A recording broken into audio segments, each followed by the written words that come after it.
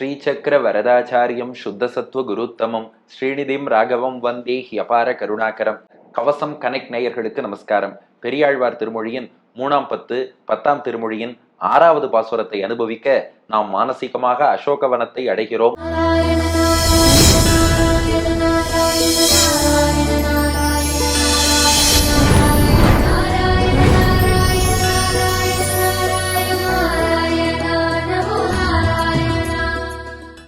அந்த சிம்சுபா மரத்துக்கு கீழே சீதை இருக்கிறாள். மரத்தின் கீழ்கிளையிலே ஹனுமான் எழுந்தருளி இருக்கிறார். தன்னை ராமதூதன்னு நிரூபிக்க 5 அடையாளங்கள் சொல்லி 50% நம்பிக்கையும் சீதைக்கு வந்து விட்டது. ஆனா இன்னும் 50% சந்தேகமா தான் இருக்கு. இப்போது 6வது அடையாளம் சொல்கிறார் ஹனுமான். இந்த அடையாளம் சொல்லிட்டா நிச்சயமாக அடியன் ராமதூதன்னு உங்களுக்கு நம்பிக்கை வரும்னார். என்னப்பா சொல்ல போறேன்னு கேட்டா, அதுதான் காக்காசுரன் கதை. இது வால்மீகி ராமாயணத்துல சீத்தை ஹனுமானிடம் அடையாளம் சொல்வதாக வருது. ஹனுமான் பின்னாடி ராமனுடைய கணையாழி எல்லாம் சீதையிட்ட கொடுத்ததுக்கு அப்புறம் சீதையிடம் சூடாமணி பெற்றுக்கொள்கிறார். உங்களை சந்தித்ததற்கு அடையாளமா ஏதாவது சரித்திரம் சொல்லுங்க, அதை போய் நான் ராமன்ட்ட அடையாளம் சொல்றேன்னு கேட்கிறார். அப்போ சீத்தை ஹனுமான்கிட்ட சொல்வதாக வருகிறது. ஆனா பெரிய ஆழ்வார் இப்படி பாடியிருக்காருன்னா அதுக்கு நம் பெரியோர்கள் பலவிதமான விளக்கம் கொடுக்கிறார். ஒண்ணு, ஆழ்வாருக்கு இப்படி ஒரு அனுபவத்தை பகவான் கொடுத்திருக்கலாம், அல்லது ஒவ்வொரு கல்பம் ஒவ்வொரு படைப்பு சுழற்சியிலையும் ராமாயணம் ரிப்பீட் ஆகும். ஒரு கல்பத்துல அப்படி, இன்னொரு கல்பத்துல இப்படி நடக்கலாம். அதனால அந்த ஆராய்ச்சியை விட்டுட்டு நம்ம அனுபவத்துக்கு வருவோம். இப்ப ஹனுமான் சொல்றாரு, இந்த காக்காசுர சரித்திரம் சொன்னா நிச்சயமாக அடியன் ராமதூதன்கிறது உங்களுக்கு தெரிஞ்சுடுவோம்னார். சீதை முன்னாடியே யோசிச்சாலாம், இந்த காக்காசுரனே எல்லா உலகமும் ஓடினா ராமபானம் அவனை துரத்தித்துன்னு பாக்குறோம், இவன் கதையை சொல்வது எப்படி அடையாளமாகும்? இல்ல உள்ளுக்குள்ள என்ன ரகசியம் சொல்ல போறான்? சீத்தையும் ஆர்வத்தோடு கேட்க தொடங்குகிறாள். நாமும் வாருங்கள், பாசுரத்தை அனுபவிப்போம்.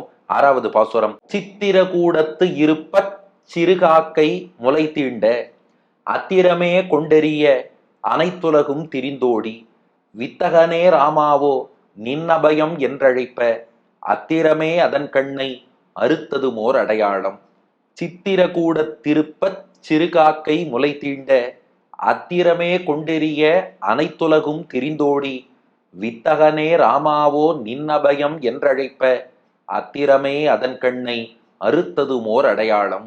சித்திரகூடத்து இருப்ப, அதே சித்திரக்கூட்டம், அந்த மலைச்சாரல், மந்தாகினி நதி, அழகான சோலைகள், வண்டுகள் ரீங்காரம் செய்கின்றன. அப்படிப்பட்ட சித்திரக்கூட்டத்துல லக்ஷ்மணன் அமைத்த பர்ணசாலையில் இருப்பனா இணைந்து இருக்கும் போது, சேர்ந்து இருக்கும் போதுன்னு அர்த்தம். யாரு? அப்ப லக்ஷ்மணன் கூட பக்கத்துல இல்லையா? ஹனுமான் எடுத்த உதாரணம் பாருங்க. லக்ஷ்மணனையும் இப்ப ஈக்குவேஷன்ல இருந்து வெளியில கொண்டு போயிட்டார். இந்த சம்பவம் நடைபெறும் போது லக்ஷ்மணன் அருகில் இல்லை.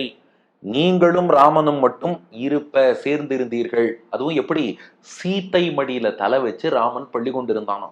ஸ்ரீவில்லிபுத்தூர்ல ஆண்டாள் மடியில தலை வச்சு ரங்கமன்னார் பள்ளி கொண்டிருப்பது போல சீத்தை மடியில தலை வச்சு ராமன் பள்ளி கொண்டிருக்கிறான். இருப்ப அப்படி இருக்கும்போது சிறு காக்கை, சின்ன காக்கா, யாருன்னா இந்திரனுடைய மகன். அந்த இந்திரனுடைய மகன் இந்த காக்கையாக வடிவம் எடுத்து காக்காசுரனாக வருகிறான். அந்த சிறு காக்கை முளை தீண்ட, அவனுக்கு விவரம் தெரியாமல், எது நல்லது கெட்டது, எது தர்மம் அதர்மம்ங்கிறது புரியாமல் பிராட்டி இடத்திலேயே காமவசப்பட்டு முளை தீண்ட பிராட்டியின் திருமார்பகத்தை வந்து தன்னுடைய அழகால கொத்தறான்.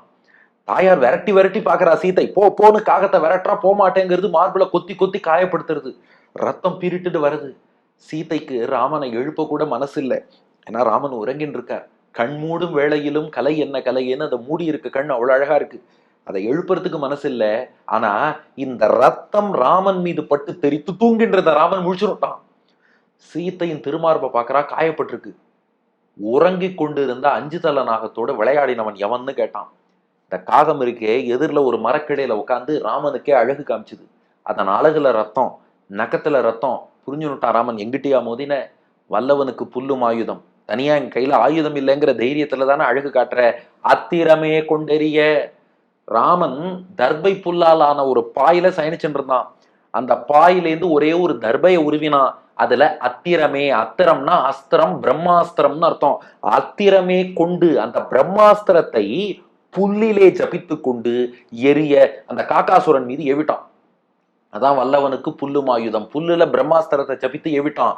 அது அப்படியே அக்னியை கக்கிண்டு காகத்தை நோக்கி வந்தது. இது வெறும் புல்லு தானே, என்ன பண்ண போடுறதுன்னு நினைச்சது அந்த காகம். கிட்டக்க வந்ததும் தான் வெப்பம் தாங்கல, பயந்து ஓட ஆரம்பிச்சுடுத்து. ஆனா ராம பாணம் இருக்கே, ராமன் திருவுள்ளத்தை அறிந்து செயல்படும். காக்காசுரம் ஓடினா அம்பு துரத்துறது, அவன் திரும்பி பார்த்தா நிக்கிறது, ஓடினா துரத்துறது, திரும்பினா நிக்கிறது, ஓடினா துரத்துறது, திரும்பினா நிக்கிறது. ஓடினான் ஓடினான் ஓடினான், எங்க ஓடினான்னா உலகத்தின் எல்லைக்கே ஓடினான். அனைத்துலகும் திரிந்தோடி இந்திரன்ட்ட போனா, தன் தந்தையான இந்திரன்ட்ட போனா, அப்பா காப்பாத்துன்னா. ராமபாணத்திலேருந்து காப்பாத்துற ஆற்றல் எனக்கு இல்லைன்னு இந்திரன் கதவடைத்தான். ரிஷிகள்கிட்ட ஓடினா, ரிஷிகள் காலில் விழுந்தா காப்பாத்திடுவாளேன்னு. ஆனா நீ நல்லதுக்கு வந்தாதான் காப்பாத்துவா, இப்படி தப்பு பண்ணிட்டு வந்தா அவ காப்பாத்த மாட்டா, அவளும் கதவடைச்சுட்டா. சரி, பறவைகள்கிட்ட ஓடினா, எங்களுக்கு சக்தி இல்லைன்னு சொல்லிடுத்து. மற்ற எல்லா தேவர்கள்ட்டையும் கேட்டு பார்த்தான், யாராலையும் காப்பாற்ற முடியாதுன்ட்டா. மனிதர்கள்ட்ட கேட்டான், முடியாதுன்ட்டா. அசுரர்கள்ட்ட கேட்டான், முடியாதுன்ட்டா. அனைத்துலகும் எல்லா உலகத்திலும் திரிந்து ஓடி ஓடி திரிந்தான், யாராவது காப்பாத்துவான்னு பார்த்தான், யாரும் காப்பாத்தல. கடைசியா பார்த்தான், இனி வேற கதியே இல்ல. தமேவ சரணம் கதஹா, ராமன் திருவடியில விழறான். எப்படி விழுந்தானா, வித்தகனே ராமாவோ நின் அபயம் என்றழைப்ப. எல்லாம் சுத்தி பார்த்துட்டான், எங்க போயும் யாரும் காப்பாத்தல. கடைசியா ராமன் திருவடியில வித்தகனே, வித்தகன்னா வியக்கத்தக்கவன் அர்த்தம். ஐயோ ராமா, நீ யாருன்னு எனக்கு புரியல, ஆனா நீ வித்தகன், வியக்கத்தக்கவன் இப்ப புரிஞ்சுனுட்டேன். ஏன்னா ஒரு புல்லையே நீ அம்பாக்கினாயே, நீ கல்லையும் பெண்ணாக்குவாய், புல்லையும் அம்பாக்குவாய், எல்லாம் பண்ணுவ, நீ வியக்கத்தக்கவன்னு புரிஞ்சுட்டேன். நீ அம்பு போடுறன்னா தேவர்களாலும் காக்க முடியல, அசுரர்களாலும் காக்க முடியல, நீ வியக்கத்தக்கவன்னு புரிஞ்சுட்டேன். ராமாவோ நின் அபயம், நின் அபயம்னா நீ பார்த்து எனக்கு அபயம் அளிக்கணும், நீதான் என் பயத்தை போக்கணும், உன்னை விட்டா கதி இல்லை என்று அழைப்ப. வாயால் அவன் ராமனை அழைத்து கொண்டு ராமன் திருவடியில வந்து விழுந்தானே, அப்படி அவன் விழுந்தபோது அத்திரமே, அத்திரம் அப்படின்னா இந்த பிரம்மாஸ்திரம்னு அர்த்தம். அத்திரமேன்னு ஒரு போட்டிருக்கார். எதுக்குன்னா அவனை கொல்வதற்காக போட்ட அதே அத்திரமே, அஸ்திரமே அவனை கொல்லாமல் அதன் கண்ணை அறுத்ததும். ராமன் என்ன பண்ணானா, அச்சிச்சோ காலில் விழுந்துட்டானே, காலில் விழுந்தா கொல்லக்கூடாது, ஆனா பிரம்மாஸ்திரம் போட்டிருக்கோம், பிரம்மாஸ்திரமும் வீண் போகக்கூடாது, அதனால அத்திரமே, கொல்வதற்காக போட்ட அந்த அஸ்திரமே அதன் கண்ணை அறுத்ததும். அதை கண்ணை மட்டும் அறுத்துட்டு ஒரு கண்ணை மட்டும் பறித்து விட்டு, அதுக்கப்புறமும் ராமன் கருணையோட சொன்னானா, ஐயோ பாவம், உன் கண்ணை குத்திட்டேனே, பரவாயில்ல, இந்த வலது கண் போனாலும் ஒரு கண்ணு இருக்கோ இல்லையோ, அந்த ஒரு கண்ணே உனக்கு ரெண்டு பக்கம் பார்க்கும். சாஸ்திரப்படி எல்லா காகத்துக்கும் ஒரு கண்ணு தான், ஒரு கண்ணால ரெண்டு பக்கமும் பார்க்கும். அப்படி வரம் கொடுத்து அதன் கண்ணை அறுத்ததும். அந்த கண்ணை அறுத்தானே, ஓர் அடையாளம். சீத்தை பார்த்தா, இது என்னப்பா அடையாளம், இதான் ஊருக்கே தெரிஞ்ச விஷயமாச்சு, இது தேவர்களுக்கு, ரிஷிகளுக்கு, பறவைகளுக்கு, மனிதர்களுக்கு, அசுரர்களுக்கு எல்லாருக்கும் தெரியும், இதுல நீ என்ன புதுசா சொல்ல போறேன்னா, தாயே அங்கதான் ரகசியம் இருக்கு. அத்திரமே அதன் கண்ணை அறுத்ததும், அதுதான் ரகசியம்னார். என்ன ரகசியம்னா, இப்போ உங்களுக்கு கான்டெக்ஸ்ட சொல்லிடுறேன், என்ன ரகசியம்னு நீங்களே ரசிப்பீர்கள். இந்த வரலாறு வால்மீகி ராமாயணத்துல வருது. முன்பே என்ன சொன்னோம், சீத்தை ஹனுமான்ட்ட இந்த வரலாறு சொல்வதாக வால்மீகி ராமாயணத்துல வருது. அதனால சீத்தை இந்த வரலாற்றை சொல்லும் போது எப்படி சொல்றான்னா, அந்த காக்காசுரன் வந்தான், மாம்சத்தில் ஆசைப்பட்டு, நன்னா கவனிங்கோ, மாம்சத்துல ஆசைப்பட்டு என் மார்பல வந்து கொத்தினா. ராமன் பிரம்மாஸ்திரம் போட்டான், எல்லா இடமும் சுத்தினான், எங்க சுத்தியும் யாரும் காப்பாத்தல. ராமன் திருவடியில விழுந்தான், ராமன் தான் காப்பாத்தினான். அனுமனே, நீ ராமன்ட்ட போய் சொல்லு, அந்த காகம் என்ன கொத்தினதுக்கே பிரம்மாஸ்திரம் போட்டார், இன்னும் ராவணன் மேல போடலையான்னு போய் ராமன்ட்ட சொல்லு அப்படின்னு சொல்றா. இவ்வளவுதான் இருக்கு. ஆனா பாத்ம புராணத்துல இதே வரலாற்றை வியாசர் எழுதியிருக்கார். அதுல கொஞ்சம் மாறுதல் வச்சார். ஒண்ணு, அவன் காமத்தால் பிராட்டியின் திருமார்பை தீண்டினான். அவன் வந்து வெறும் மாம்சத்துல ஆசையினால வரல, வேற தப்பான எண்ணத்துல வந்தான். ரெண்டு, அவன் எல்லா இடமும் சுத்தினான், சுத்திட்டு ராமன் திருவடியில விழுந்தான். எப்படி விழுந்தான்னா, ரெண்டு காலையும் ராமனை நோக்கி நீட்டின்னு விழுந்தானா.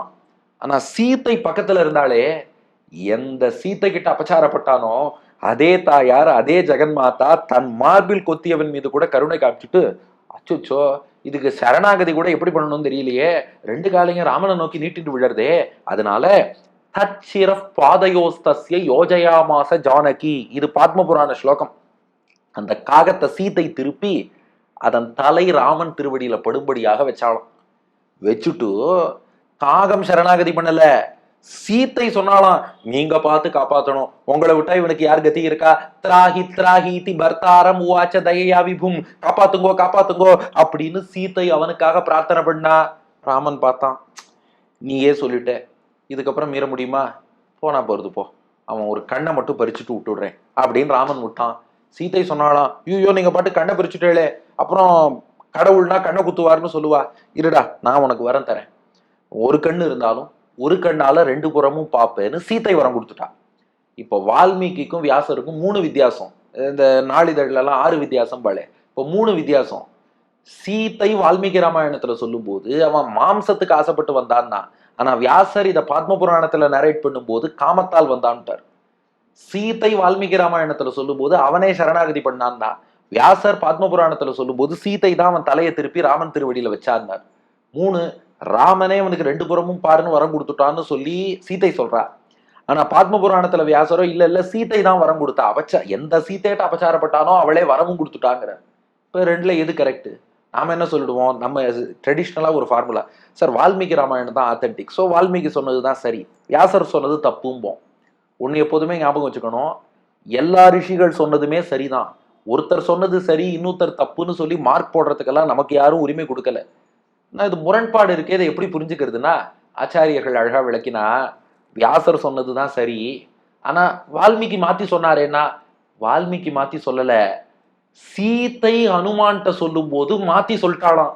ஏன் மாத்தி சொன்னா? வால்மீகி ராமாயணத்துல இது நேரடியா வரல, சீத்தை சொல்லக்கூடிய பிளாஷ்பேக்கா தானே வருது. சீத்தை என்ன பண்ணாலாம், 1000 தான் அவன் கெட்டவனா இருந்தாலும் ஜெகன் மாதாவான மகாலட்சுமி சீதைக்கு அவனும் தன்னுடைய குழந்தை தானே. ஒரு அம்மா தன் வாயால குழந்தை தப்பு பண்ணிட்டுன்னு சொல்ல மாட்டா. அதனால சீத்தை சொல்லும் போது என்ன பண்ணிட்டாலாம், அவனா ஏதோ மாம்சத்துக்கு ஆசைப்பட்டு மார்புல குத்தினான்னா அவன் தப்பான எண்ணத்தில் வந்தான் என்பது சீதைக்கும் நன்னா தெரியும். ஆனால் அதை அவள் வெளிக்காட்டி கொள்ளாமல் சொல்லும் போது என்ன சொல்லிட்டா, இல்ல இல்ல அவன் ஏதோ மாம்சத்துக்கு ஆசைப்பட்டு காகம் வந்துருத்துட்டா. 2 சீதை தான் அவன் தலை ராமன் திருவடியில படும்படியாக கிடத்தி ராமன்ட்டா அவனுக்காக பரிந்து பேசினா. ஆனா தான் செய்த காரியத்தை தன் வாயால சீதை சொல்லிப்பாளா? அதனால என்ன பண்ணிட்டா, இல்ல இல்ல அவனே விழுந்தான்ட்டா. ஆனா வியாசர் பார்த்தாரு, இதெல்லாம் நம்ம ரெக்கார்ட் பண்ணிடணும்னு சொல்லிட்டு பத்ம புராணத்துல ரெக்கார்ட் பண்ணிட்டார். 3 வரம் கொடுத்ததும் சீதை தான், தன் வாயால சொல்லக்கூடாதுன்ட்டு ராமன் கொடுத்தான்னு சொல்லிட்டா. அதையும் வியாசர் ரெக்கார்ட் பண்ணிட்டார். இப்ப ஹனுமான் சொல்ற விஷயம் என்னன்னா, தாயே நீங்க சொன்ன வெர்ஷன் தான் இப்ப உலகத்துல பரவலா இருக்கு. அது ஏதோ மாம்சத்துக்கு ஆசைப்பட்டு வந்துட்டான், அப்புறம் ராமன் காலில் விழுந்தா ராமனே காப்பாத்திட்டான், ராமனே வரம் கொடுத்தான்னு நினைச்சுட்டு இருக்கா. ஆனா உள்ளூர என்ன நடந்ததுங்கிறது ராமனுக்கு தெரியும், சீதைக்கு தெரியும், வேற யாருக்கும் தெரியாது. அவன் கால் ரெண்டையும் ராமனை நோக்கி நீட்டின்று விழுந்தான். நீங்கள் தானே திருப்பி அவன் தலை ராமன் திருவடியில் படும்படியாக கடத்தினீர்கள். அது எங்க இருக்குன்னா பாட்டுல பாருங்க, வித்தகனே ராமாவோ நின்னபயம் என்று அழைப்பன் இருக்கு, என்று காகாசுரன் அழைப்பன் இருக்கா. வித்தகனே ராமாவோ நின்னபயம்னு அழைத்தது யாருன்னா சீதையான்.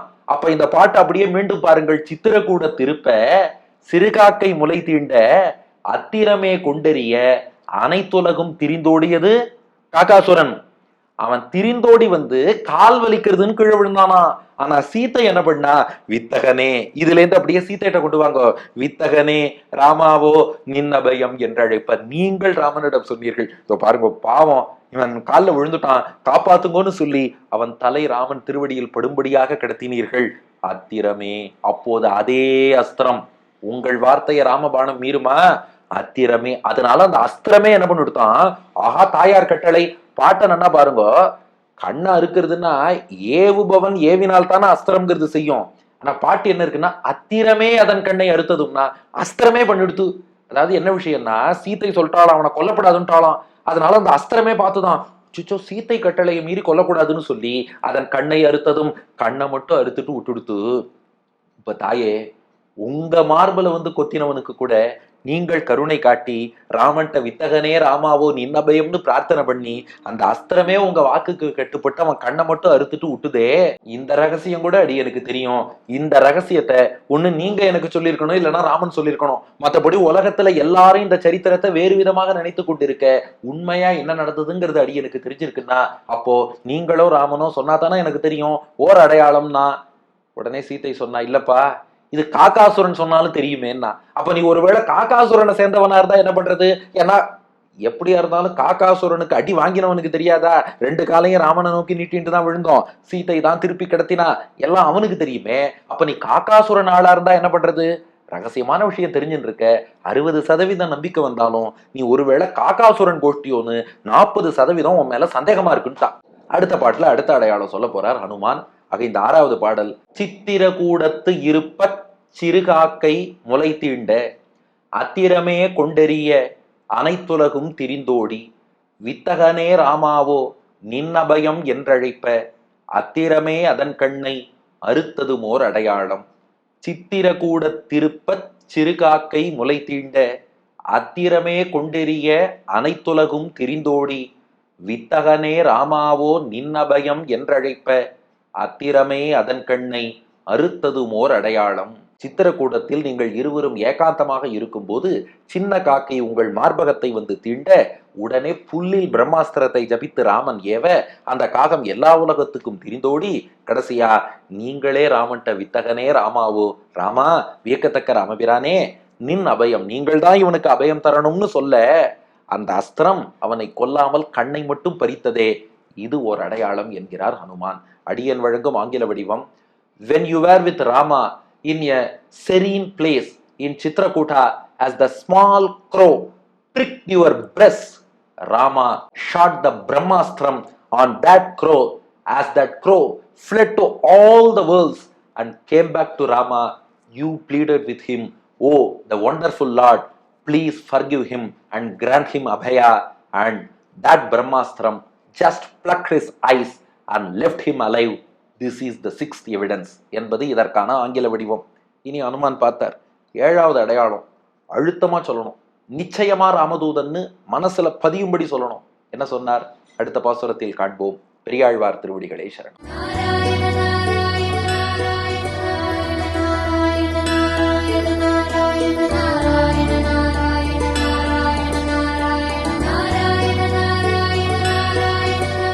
சித்திரகூடத்திருப்ப சிறுகாக்கை முலை தீண்ட அத்திரமே கொண்டெறிய அனைத்துலகும் திரிந்தோடி வித்தகனே இராமாவோ நின்னபயம் என்றழைப்ப அத்திரமே அதன் கண்ணை அறுத்ததும் ஓரடையாளம், ஓர் அடையாளம்.